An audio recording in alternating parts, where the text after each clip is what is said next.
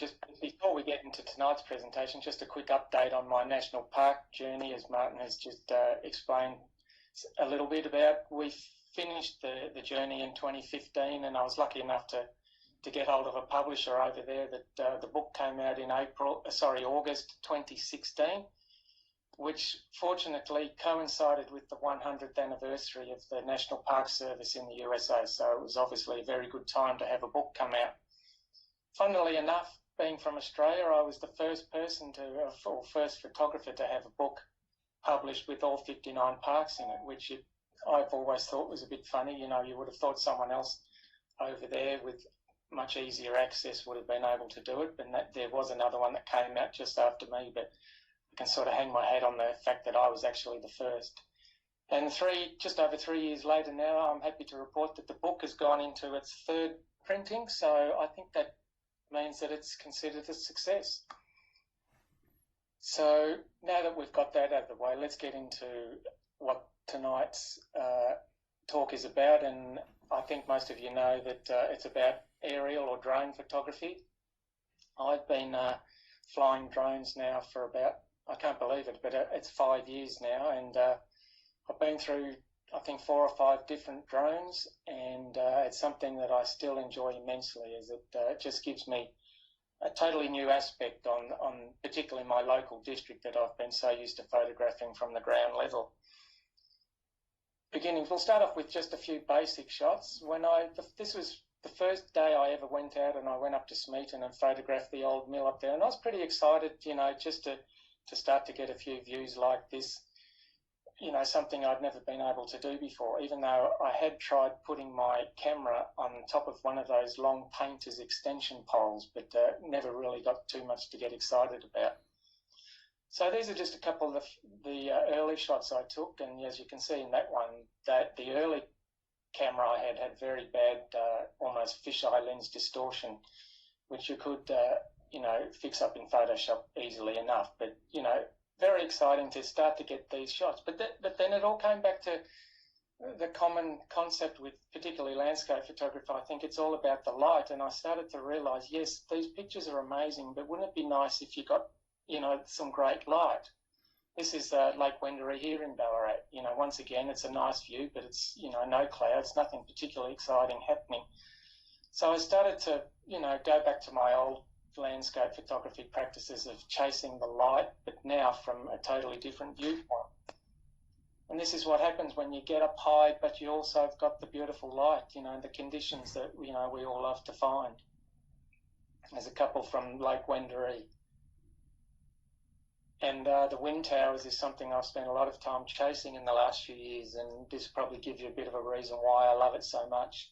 When you know, can sort of capture these images that, you know, you've only ever seen, you know, from aeroplanes or helicopters, but, you know, with drones these days, it's possible to do this yourself.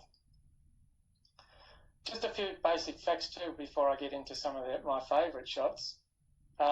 There's, you know, drones are getting a lot of bad publicity these days. They have for a number of years, and there's a few basic things that you need to be aware of, such as, you know, you don't fly them over groups of people. You're supposed to only fly to a certain height, which is 400 feet or so.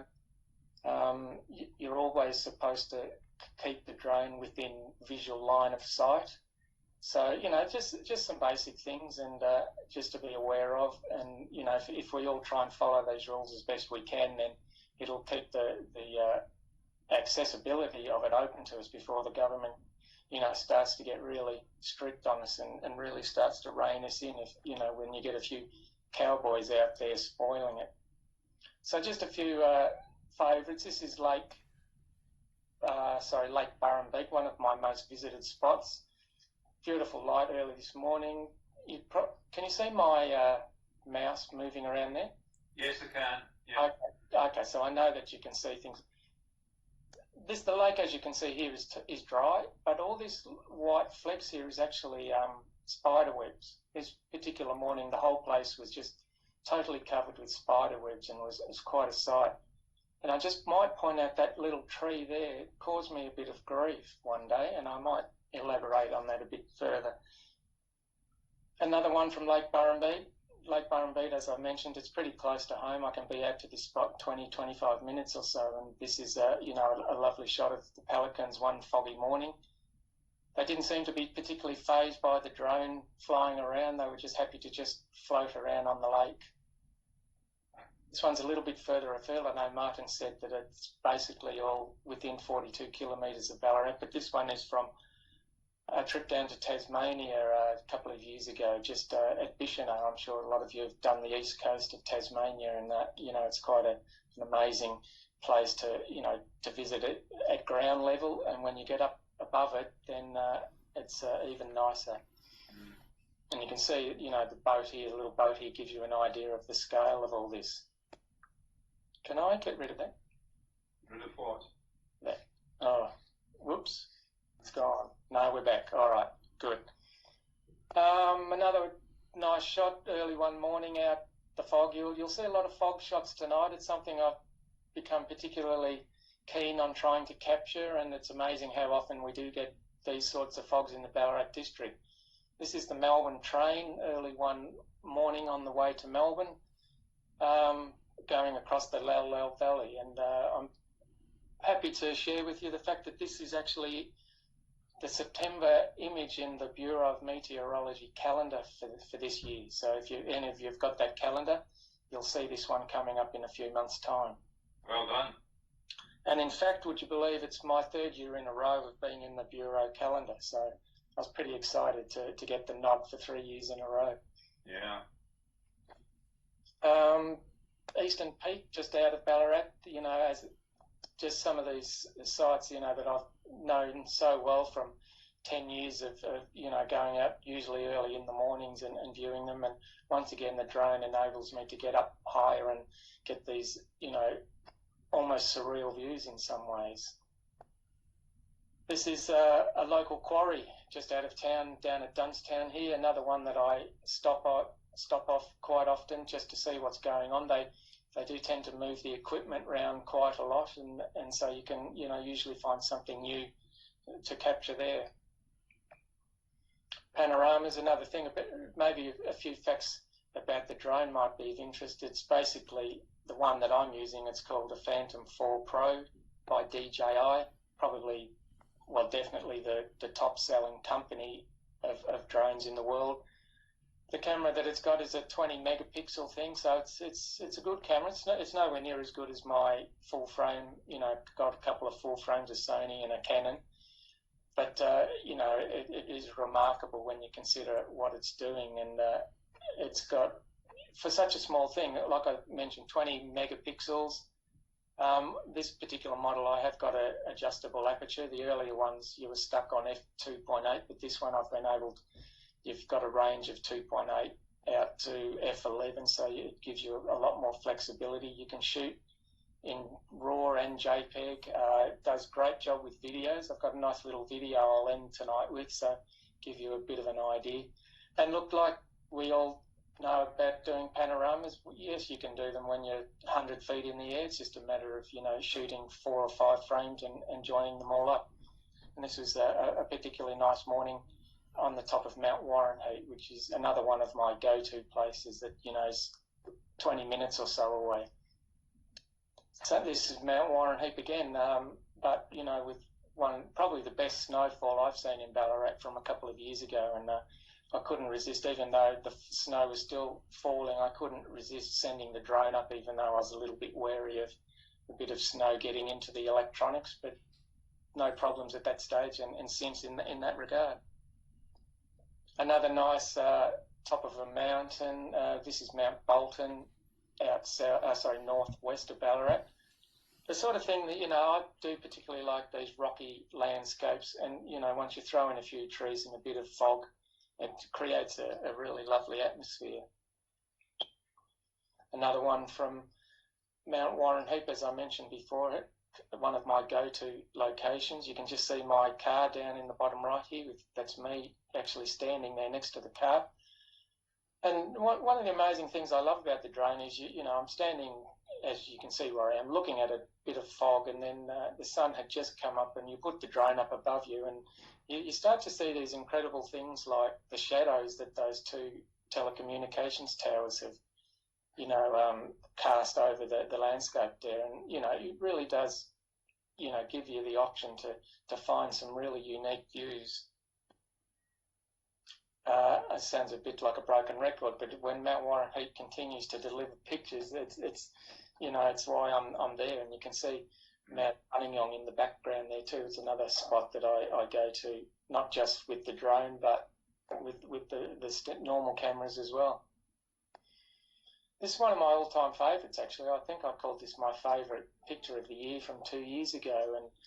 And this is Mount Beckworth, once again, about 25 kilometres from Ballarat. I do remember going out this morning. I live in Ballarat, close to the city centre here, and looking out of town out the window that morning. It was a crystal clear sky, and I thought, is it worthwhile going out today? So I thought I'd go for a bit of a drive, and about 5 or 6 kilometres out of town, I got myself into a really thick fog, and I just thought it was going to get just too heavy to do anything much with. But I kept driving. I thought, oh, let's head out to Mount Beckworth and see what's out there. And I managed to find a little gap. You can sort of see down here that there's a bit of an opening, and so I was able to send the drone up there from there and still keep a bit of an eye on it and get this amazing view of, you know, just as the sun has come up and started to light the horizon. Andrew, what time in the morning was that?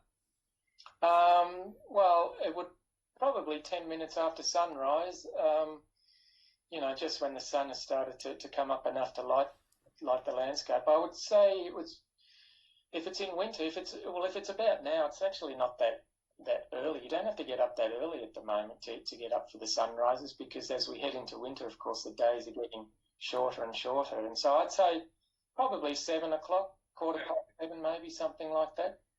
I guess that's why I was asking the question as to during the summer, what time in the morning do you normally get up? I usually get up about 40 minutes before the sunrise. Wow, what guy. Whatever time of the day that is, and whether, you know, sometimes it's a bit of a challenge in the summer. Yeah. But and of course, when you do it in the winter, the challenge is not so much the time you get up, but it can get pretty cold up here, and I'm sure you guys are similar where you're all based too. You know what these cold mornings are like. Maybe not quite as bad as Ballarat, but yeah, they're pretty cold. Come on. As I mentioned before, fog is one of my favourite things to chase, and it really surprises me just how much fog I can find in the Ballarat district so close to home. I mentioned in that last shot, I can look out the window here at home and it'll be crystal clear. You can see the stars in the sky and think, oh, it's not worth going out today. But I started to go out anyway on a few of those mornings, and it seems like if I headed to the southeast or the northwest of Ballarat, it's amazing how often I'll come across these sorts of low-lying fog. And so, you know, it's what sort of spurs me on to keep going, even though it may not look particularly exciting when I look out the window. Some amazing fog up in the top right-hand corner here. Yeah. It's just swirling in, but yeah, pretty amazing that morning. It's another one from Burrumbeet with this whole area, which I'll sort of show you with the map, is actually the lake, and this bank of fog is just sort of sitting on the lake, and I still don't know to this day why it created this ridge like that through it. It's obviously something to do with the heat of the water of the lake, but it created quite a remarkable image. And you can see just in the background here Mount Warrenheip that I was talking about, just to give you a bit of an idea of the layout of the land, of, you know, the way I travel around the Ballarat district. Same location, but you never know. Well, actually, the lake is sort of in this bottom left corner. But, you know, an amazing morning there with the fog, as you can see. And this was the same morning, just as the fog, you know, sort of swirls around and moves and changes over some of these amazing mornings. This one's actually, there's Mount Warrenheip over there on the right that I showed a few shots from. This is Mount Buninyong that I mentioned in the distance. And this was another one of the images that I had in the Bureau of Meteorology calendar last year.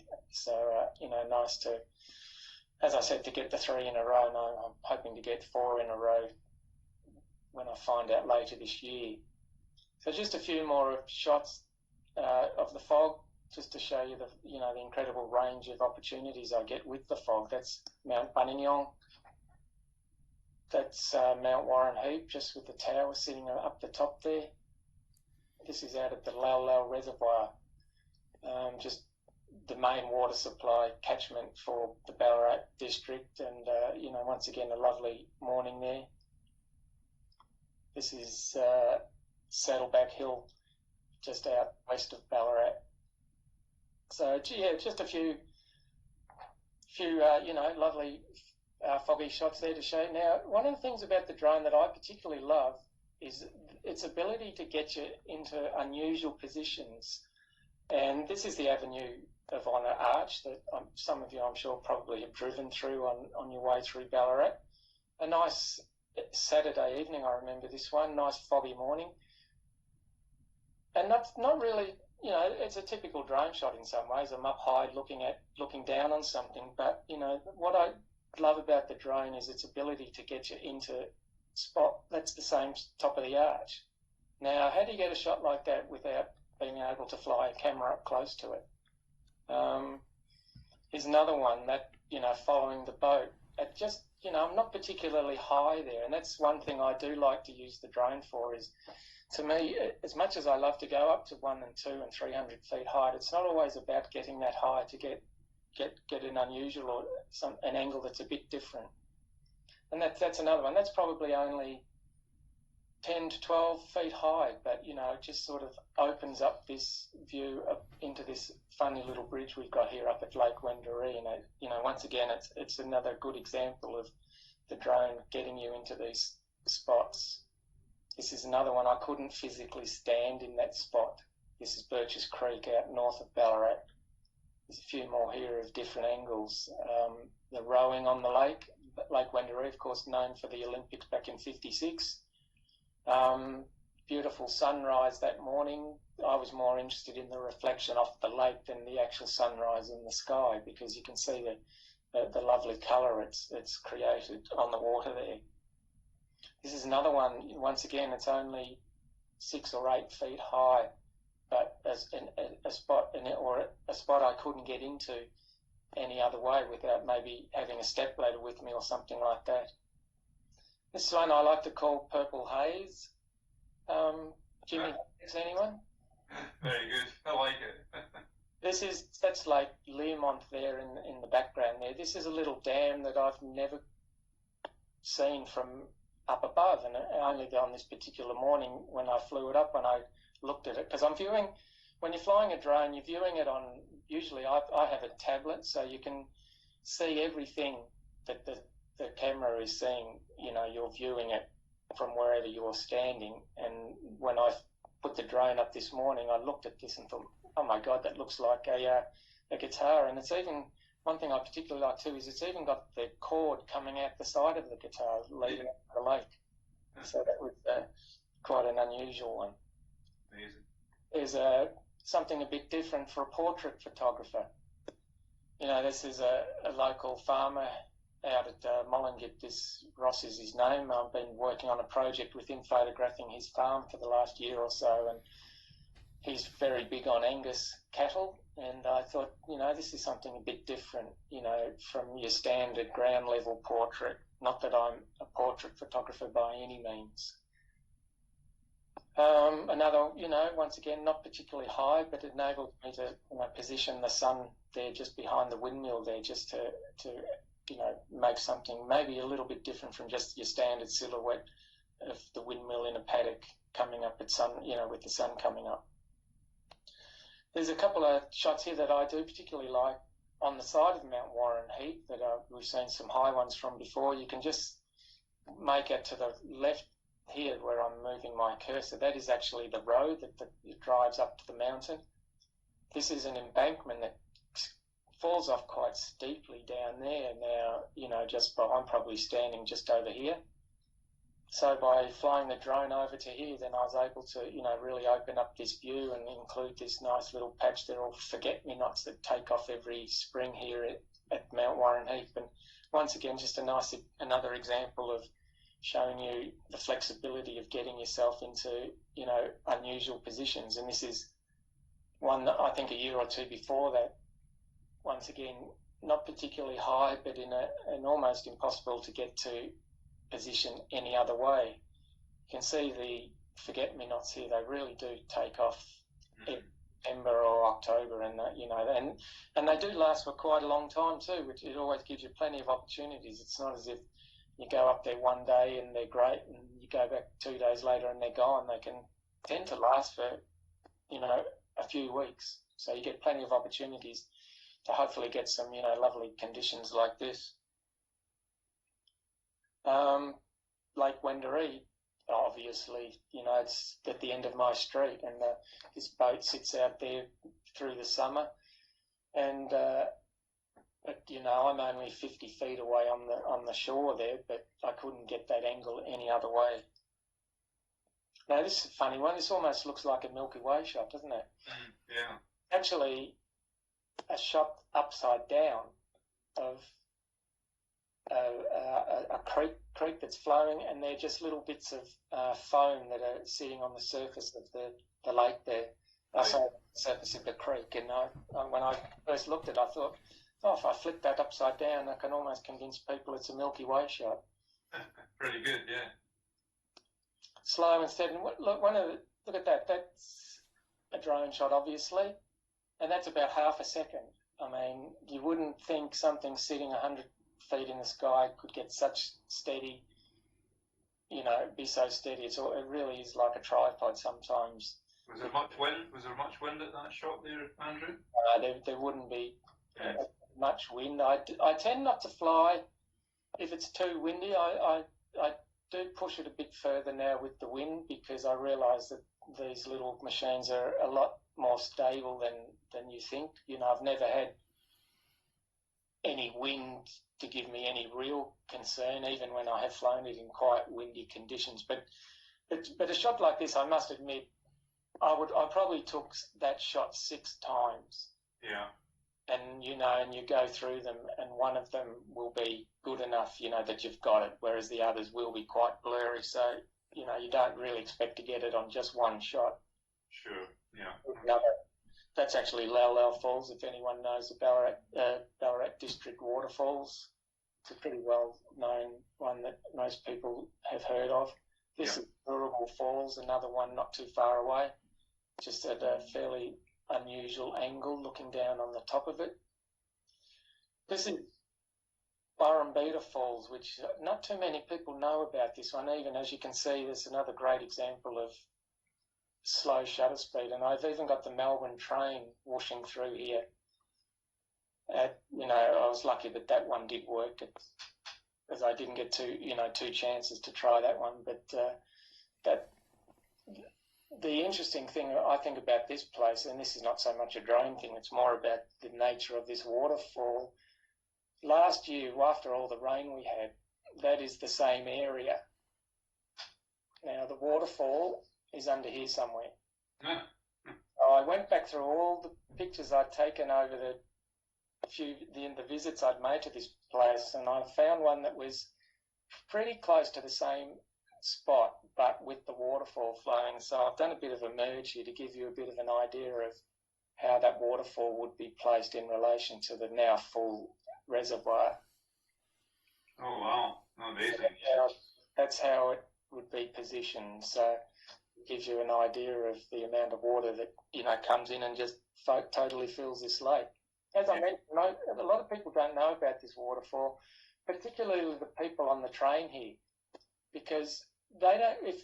If they're looking down at the waterfall, all they see is a rocky ridge, a rocky edge. They don't see the waterfall at all.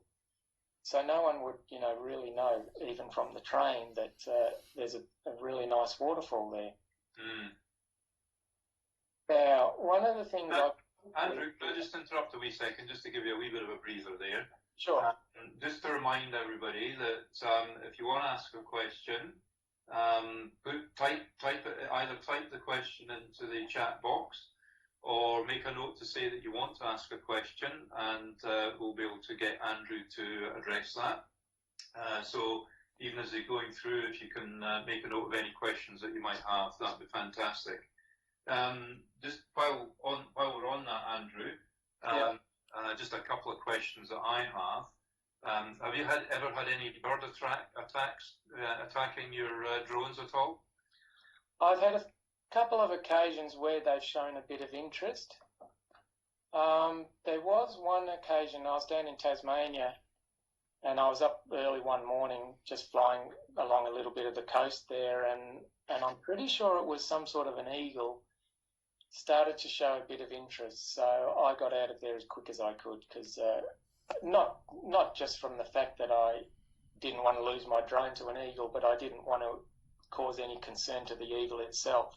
Sure. Yeah. I think it's very important,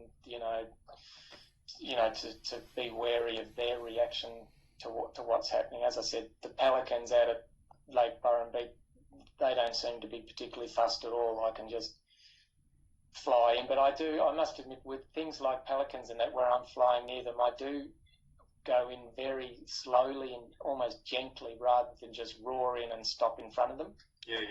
So they sort of hear it coming and then just sort of, well, as I said, don't really react to it. But yeah, no, I'm very mindful of that. Though I have seen, I've seen YouTube videos of people, doing their sheep with their drone, getting them into the paddocks and all that sort of stuff. So they are getting use in some of those unusual ways as well.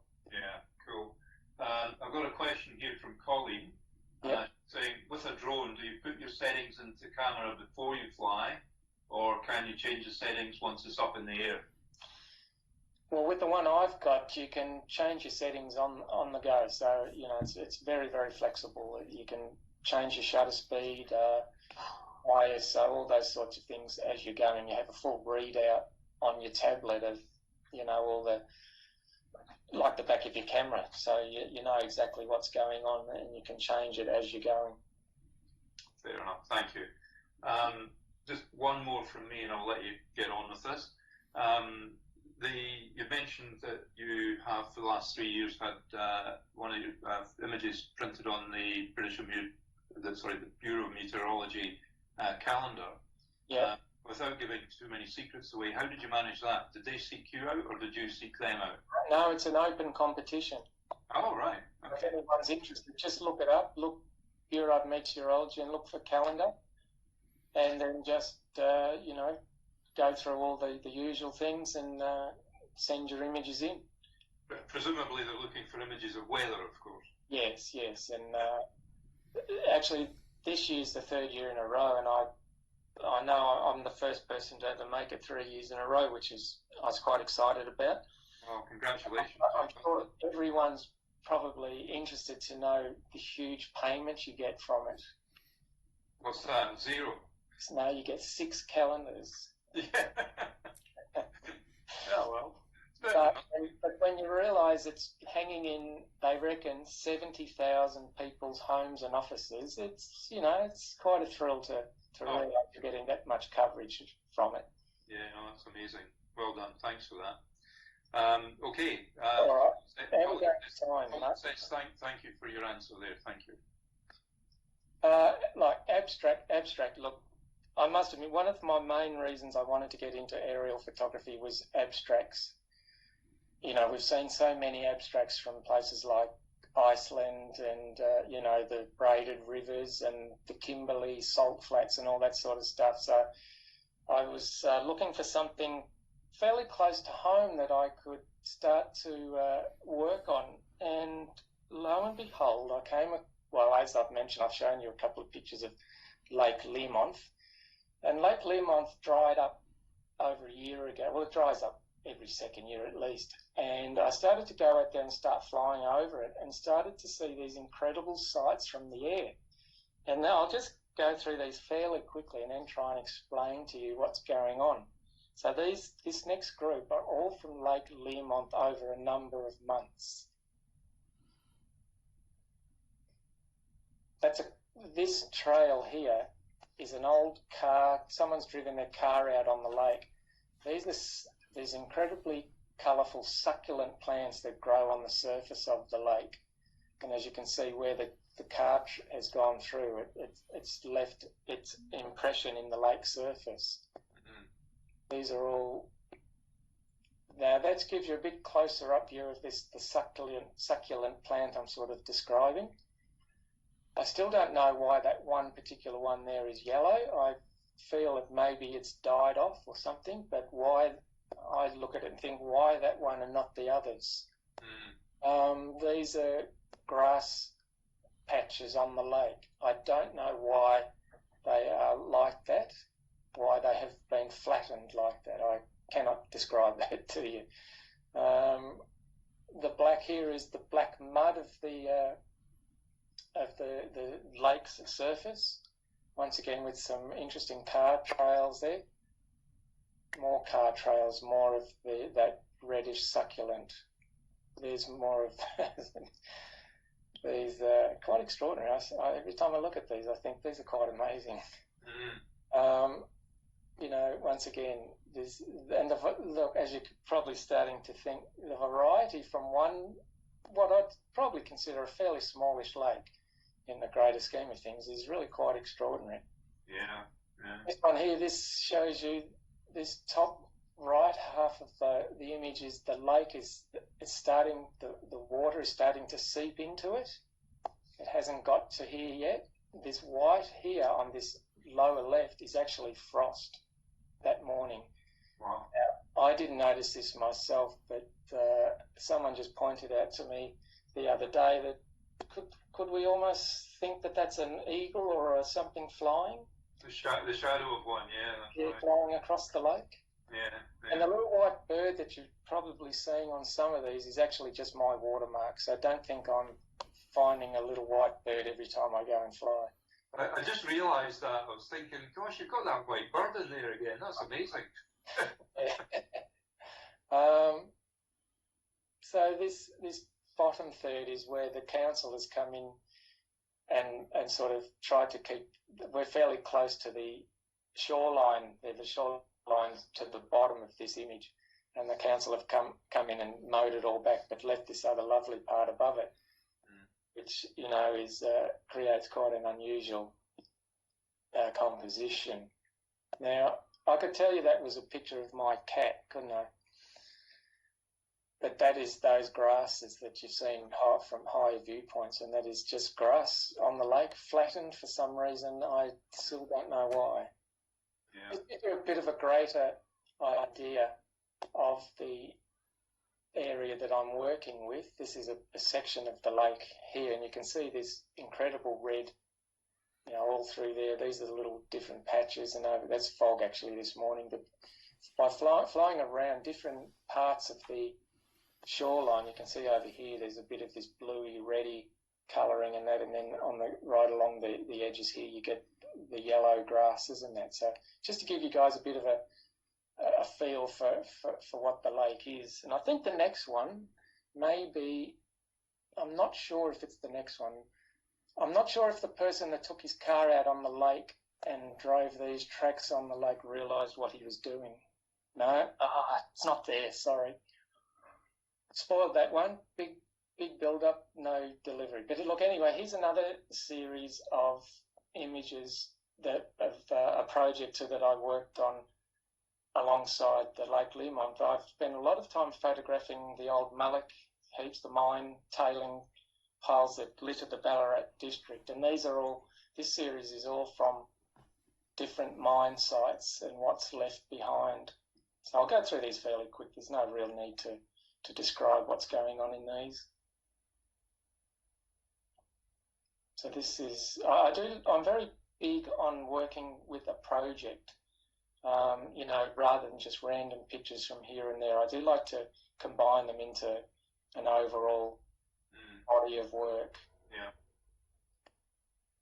And so that was the mining series. Now, just a few extra abstracts, and we're getting fairly close to, I don't want to keep you guys up too late. This is actually out on Lake Wendouree, would you believe? We have a weed eater that's continually, you know, keeping the weeds down to keep the rowing course clear. you can just see up here, there's actually a couple of pelicans, those little white dots, a couple of a little seagull here flying over. For some reason, at some stage, they decided to,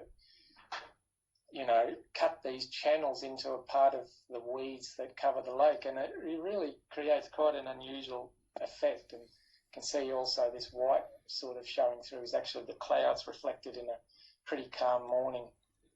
Just another couple of random abstracts. This is the Lal Creek, the flow out from the creek where it just swirls and creates all this white froth on the surface of the lake. So, and look, just a couple more to finish off.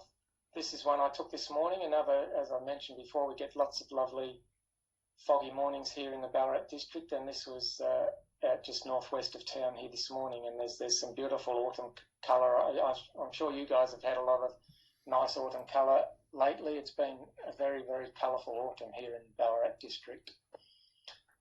Just to finish off with a couple of selfies. The drone makes it very easy to do selfies. You don't have to have someone there do it for you. You can check if you're, keeping the right distance from yourself, not moving in too close, and preparing, for the last few weeks. I like it. Well done. And I've just got a couple of pictures to finish off with. This is probably my favourite picture from last year with the drone. Once again, not from particularly high angle, but that's at Lake Learmonth, just when the water level was deep enough for the swans to paddle around in. And probably the last picture is a big announcement I'm about to make to you guys and to anyone who's listening, is that my backyard in the next couple of months will be Tasmania. Wow. And that's Cradle Mountain, and I'll be moving to within about 40 minutes of Cradle Mountain in a couple of months. So how are you managing that with travel restrictions and all that? It's anticipating that they're going to be lifted? Well, at the moment we have a tenant in the house that we've bought, and he's there till July the 2nd, so we are hoping that by then things have started to move enough to allow us to make the move. I mean, at the moment, if we wanted to move, we would have to go into government-sponsored 14-day lockdown down in Tasmania, which for us would never work because we have a cat, and there's no way we could put her through something like that. So we're just going to have to wait. But there seems to be a definite feeling, I think, that things are starting to lift a bit. Today there was a few announcements of things starting to lift a little bit. So we're still quite hopeful that come, July, it's still 7 weeks or so off, that things will, have, lightened up and eased off enough for us to get down there. And I think because we're officially homeowners down there, I think that's carries a bit more weight than just, wanting to go down on a tourist visit. Yeah. Okay. Now, have we got time for just a little video? Well, I was just going to, yes, we have, but before we do that, I'm just give the members a chance to ask any questions. I know I've got a few here, but sure. Any members have a question? If you've got one, just pop it in the chat box there. While you're all thinking about a good question for Andrew, one of mine is that you mentioned that you normally try and have, you take images within sort of like defined project, if you like. Yeah. So what do you do with those images? Do you publish them in a book? Do you make calendars? Do you sell them? I mean, what's the ultimate objective of them? Yeah, that's a good question. I mean, it was pretty obvious with the United States one where that was heading, and I was very lucky to get a publisher to take that whole project on. So that to me was, almost a bonus, because I think, how many of us work on something and sort of dream of having a publisher say, yes, I'll publish that for you. Yeah. With the stuff locally here, the mining series that I showed you a number of, I had an exhibition last year here in Ballarat, not as part of the Biennale. This was a different exhibition earlier in the year, and I had it was a shared exhibition. I had 9 of those images on display, and I was pretty happy to sell 14 of them, so that was nice. Well done. One lady came in and bought the whole lot in one go, so that was nice. Wow. Look, it's a tough question. I mean, it's hard to sell stuff, you know. You know, Americans would take on a book like that because there's 350 million people over there. But yeah, it's as much as I love the Le Mans stuff, I don't know if that'll ever go anywhere. I will probably do a book for myself, and anyone else who may be interested. So they'll be very limited edition, but because of that, they would be quite expensive. So yeah, it's a tough thing. You know, let's face it. Landscape photographers, I don't know how many of them are making a huge living out of doing what they love to do. Yeah, I know. It's interesting. So with this Tasmanian venture, you know, I will be offering and hoping to do, you know, little workshops and weekend tours and stuff like that. So hopefully that can, you know, take off once, you know, probably 6 or 12 months before we start to get back to people travelling around again and looking for that sort of thing. But I would hope that maybe that would help a little bit towards, you know, enabling me to go out and do this on a daily basis. Yeah, fantastic. So we can look forward to morning shots of Tasmania from some point in the very near future. Is that what you're saying? Yes, absolutely.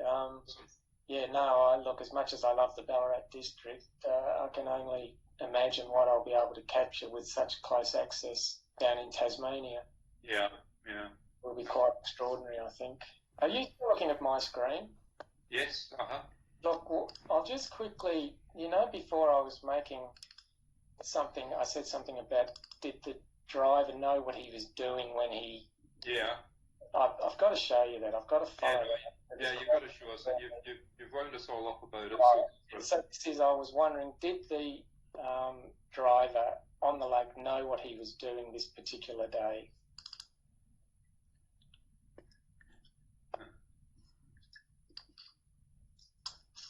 Right, I better get rid of that. Might have offended someone.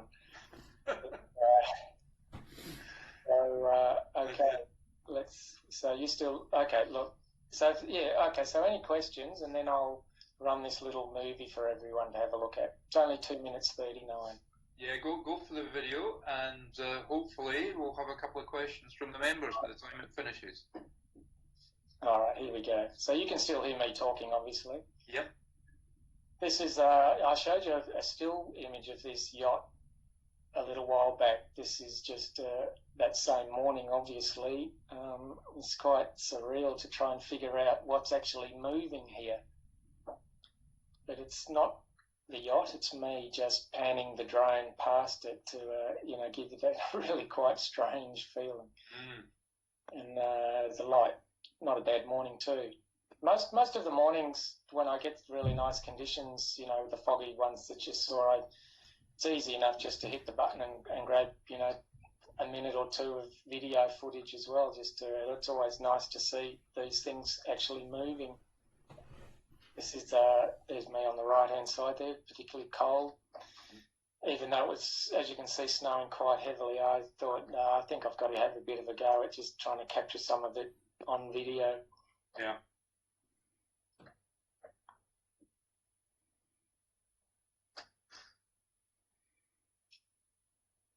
There's just another bit, that's Mount Buninyong there. You can just see me standing on the road there, the car's over there, but just the way you know, you don't see that when you're down at that level, the way it just sort of, yeah, it's way up and over the mountain like that. This is the same morning. I showed you a still image from this morning too, and this just shows you the way the towers were moving that particular morning with Mount Buninyong just poking up above the clouds in the distance. Yeah. It's quite an unusual one. This is a slipway at the Lalal Reservoir. Oh, wow. It almost looks like one of those things in a motel, you know, a hotel atrium type water feature thing. This is those the swans that particular morning that I once again showed you a still of, but, you know, just panning past slowly. Now this is that train coming through that morning on its way down to Melbourne. watch the train when it gets up into the top right corner up here, and if anyone can think of the movie Back to the Future, Michael J. Fox film, you may understand what I'm referring to just when this bit literally goes almost into a time warp. There she goes. Just with the sun shining over it, yeah. It's the sort of thing you could never ever plan to get, but yeah, you know, that's so there you go. There's a little bit of my adventures with drones. Fantastic. So we have a couple of questions. Kay, I don't know if you want to ask your question direct. If you do, just switch your mic on. Otherwise, I'll ask it on your behalf.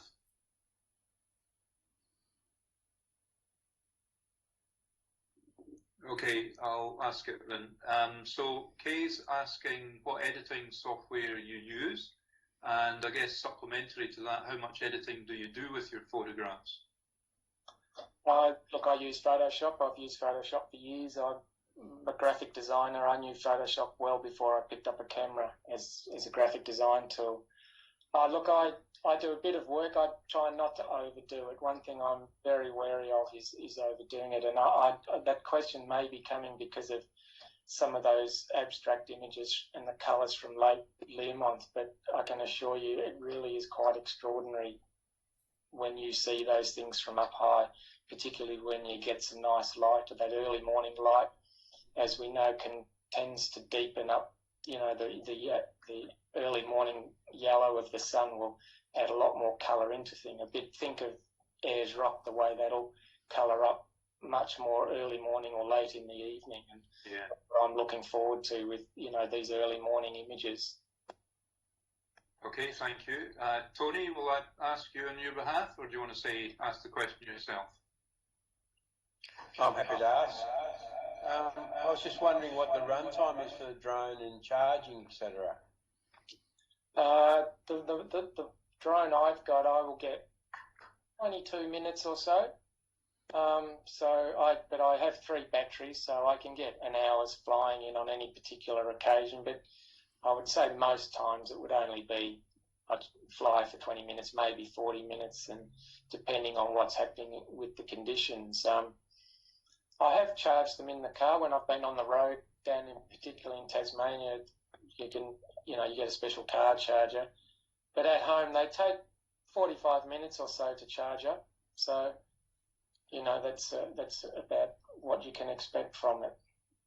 One thing too I should mention for people that don't know much about drones is and I don't want to make them sound too easy, but they are remarkably easy to fly, and they have a number of almost fail-safe mechanisms built in. For example, when I get to say, for example, 20 minutes of flying, I get a warning on the screen to tell me that you have to. It's time to return to home, or you won't have enough power left to get back home. If for some reason I had fainted or had walked away from the remote control, the drone will go into return to home mode and will bring itself back down and basically land at where it took off. So it's pretty amazing, some of the technology built into these things too.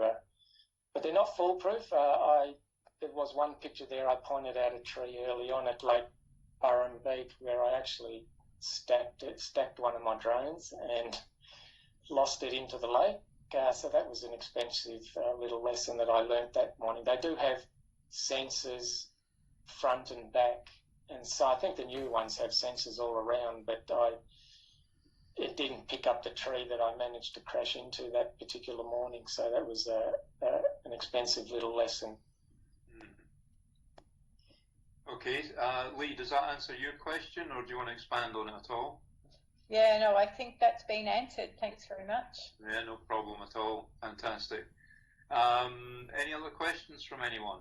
I'm pretty much run out of questions. I mean, I was going to ask if you've managed to crash one of your drones yet, but you've answered that one as well. Thanks for that, Andrew. I say if you're going to take up drone photography, accept that at some stage you're going to lose one. Is it expensive to insure? I haven't insured mine, to tell you the truth, so it's expensive to lose. Yeah. And as I mentioned before, it's a 20 megapixel camera, which does I think does a terrific job for what it is. But if if I wanted to put my full frame Sony up in the air, then I'd have to buy a much bigger bodied drone with a lot more power. And then when you put your $3,000 or $4,000 or $5,000 camera on that, then you can imagine how that hurts when that one falls out of the sky. Yeah, absolutely, absolutely. Colleen, do you want to ask your question yourself? Yeah, sure. With those wind farm images, which were absolutely spectacular, how windy was it getting the drone near it, and were you worried that it was going to be sucked into the wind farm? One thing I've noticed, Colleen, with the wind farm, even though the blades were moving what appeared to be really, they weren't whirring really quickly, but they're moving fairly steadily. I've realised that it takes very little wind to make those turbines turn. So I'm not actually flying in what I consider very windy conditions to get, that close to them. But I certainly wouldn't go any closer to, than what I showed in those pictures. Though I have flown up pretty close to, almost right within hand distance of one of the blades once, but that was on a morning when they weren't moving at all. So, but no, look, it's not, I consider it particularly dangerous the way that I do it. As I said, I lost a drone once. I certainly don't want to lose another one. Yeah. Okay, any other questions, folks? All right. Okay, well, I think on behalf of all the members present this evening, I'd just like to say thank you very much, Andrew, for sharing your images and your stories this evening. It's really been absolutely fascinating, some amazing images there, and it just gives us an idea of what can be done if we think a bit higher than 6 feet or however tall we are. So thank you very much, really appreciate it. It's a pleasure, and look, hopefully maybe this next year we can do something similar. I know we'll be back to normal then, but maybe we can do another one of these from Tasmania. Well, I was going to say we wish you all the very best in Tassie, and I'm actually hoping to be back down there over Christmas and New Year, so I might just look you up and say hi. Absolutely, you're more than welcome. Thank you. So yes, we'd be delighted to invite you back next year and see some of your images of Tasmania. That would be fantastic. Thanks. All right. Hang on a second. There's maybe something else in here. Anyway, just a couple of thank yous, terrific presentation, all that sort of stuff there. So that's wonderful.